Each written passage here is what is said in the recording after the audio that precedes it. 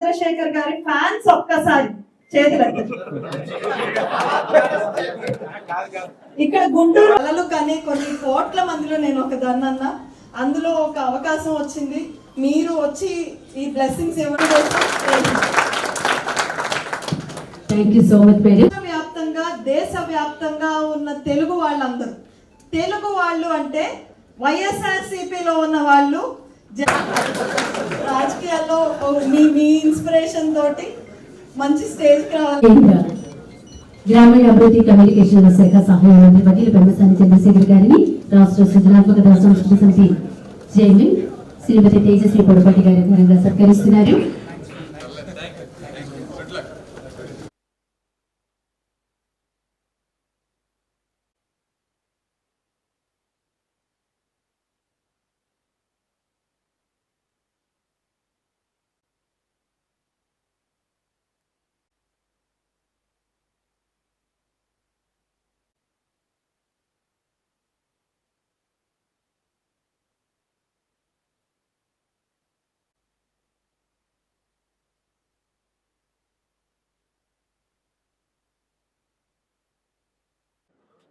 Post ఇచ్చి బాబు గారు recognise చేసినందుకు వారి కష్టానికి మనస్ఫూర్తిగా కృతజ్ఞతలు ధన్యవాదాలు తెలుపుతా ఉన్నాను. ఆ రోజున చంద్రబాబు నాయుడు గారు అరెస్ట్ అయినప్పుడు వీరందరూ కలిసి హైదరాబాద్లో పెట్టినటువంటి ప్రోగ్రాం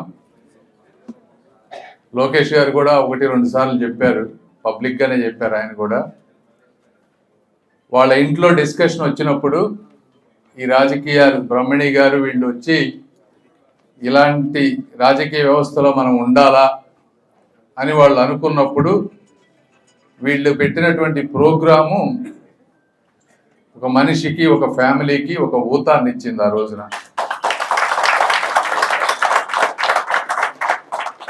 అది ఒక లోకేష్ గారికే కాదు, వాళ్ళ ఫ్యామిలీకే కాదు, అమెరికాలో ఉన్న ఎన్ఆర్ఐలు కానీ దేశ విదేశాల్లో ఉన్నటువంటి అందరూ కూడా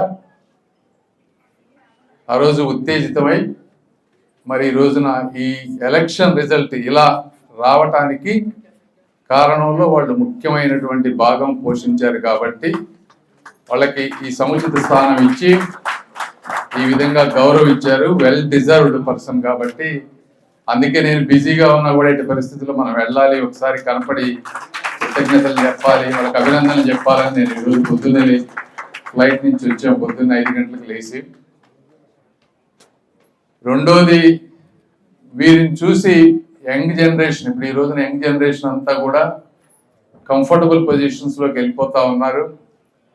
సాఫ్ట్వేర్ ఉద్యోగులందరూ కూడా మంచి మంచి శాలరీలు వస్తూ ఉన్నాయి. ఎవరి ప్రపంచంలో వాళ్ళు బతుకుతూ ఉన్న రోజుల్లో సమాజం గురించి ఆలోచిస్తూ ఈ విధంగా కూడా ముందుకు వెళ్ళొచ్చు, కష్టపడితే అవకాశాలు అవే ఎదుర్కొంటా మనకు వస్తాయి.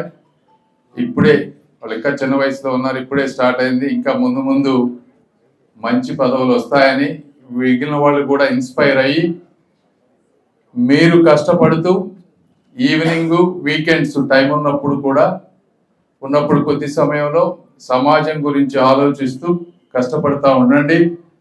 మీరు లైఫ్లో సెటిల్ అయ్యాక 45-50 సంవత్సరాలకు పూర్తి స్థాయిలో ప్రజా జీవితంలోకి వస్తే, ఎందుకంటే ఎవరో ఏదో చేస్తారని అనుకుంటే ఏమీ జరగవు అని నాకు ఈ 5-6 నెలల్లో రాజకీయాల్లోకి వచ్చిన తర్వాత క్లియర్గా అర్థమైంది. ఎందుకంటే నేను చూస్తూ ఉన్నా, ఎన్నో ప్రాజెక్టులు కోఆర్డినేట్ చేస్తూ వర్క్ చేస్తూ ఉంటే గవర్నమెంట్ జాబ్స్లో ఉన్నటువంటి అధికారులకి ఒకసారి గవర్నమెంట్ జాబ్ వస్తే పర్మనెంట్ జాబ్, ఈ జాబ్ని ఎవరు తీయలేనటువంటి లైసెన్స్ ఉంది వాళ్ళకి. 5 సంవత్సరాలకు ఒక ఎలక్షన్ వచ్చేటువంటి పరిస్థితి లేదు వాళ్ళకి. ఇక్కడ కాకపోతే ఇంకో ప్లేస్కి ట్రాన్స్ఫర్ అవుతారు. వాళ్ళకు వాస్తవంగా పెద్దగా నష్టం జరిగేది ఏమీ లేదు. అందుకనే వ్యవస్థలో అన్ని స్లోగా జరుగుతూ ఉంటాయి, వాళ్ళకి ఇష్టం వచ్చినప్పుడు జరుగుతూ ఉంటాయి. అది కేంద్ర ప్రభుత్వ అధికారులు కానీ రాష్ట్ర ప్రభుత్వ అధికారులు కానీ ఈ వ్యవస్థలని నడిపించాలి, ముందుకి నెట్టాలి అంటే ఇలాంటి వ్యక్తులు ఒక విజన్ ఉన్నవాళ్ళు, ఒక డ్రైవ్ ఉన్నవాళ్ళు, ఒక ప్యాషన్ ఉన్నవాళ్ళు వచ్చి కోఆర్డినేట్ చేసి ముందుకు తీసుకువెళ్తేనే వ్యవస్థలో ఒక బ్రిడ్జ్ అయినా, ఒక రోడ్ అయినా, ఒక కెనాల్ అయినా కానీ వస్తుంది తప్పించి లేకపోతే ఏమీ జరగవు. దానికి ఉదాహరణ గత 5 సంవత్సరాలు. మీరు గత 5 సంవత్సరాలు చూస్తే జగన్మోహన్ రెడ్డి గారు ఇంట్లో కూర్చున్నారు. మంత్రులు ఎవరో తెలియదు, ఎమ్మెల్యేలు ఏం చేస్తారో తెలియదు, అధికారులు ఏమో వాళ్ళు ఇష్టం వచ్చినట్టు చేసి ఈ రాష్ట్రంలో ఒక్కటంటే ఒక్కటి కూడా జరగనటువంటి పరిస్థితి.